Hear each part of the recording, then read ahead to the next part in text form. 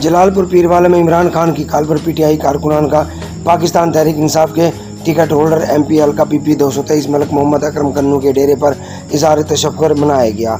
जश्न के मौके पर कारकुनान ने ढोल की थाप पर भंगड़े डाले और मिठाइयाँ तकसीम की।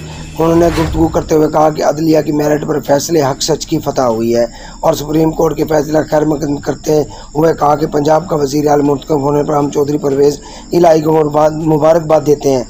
और मज़ीद उन्होंने कहा कि वज़ीर आला पंजाब बनना ही उनका हक था और मेरिट पर ही वज़ीर आला मुंतखब हुए।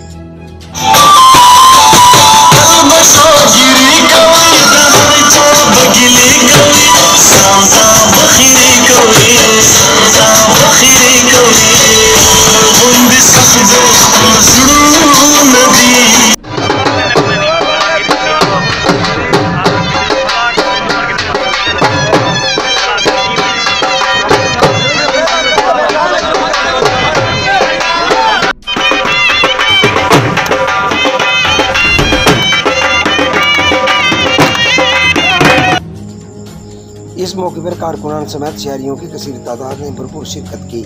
मज़ीद अपडेट के लिए देखते रहें VSP न्यूज़।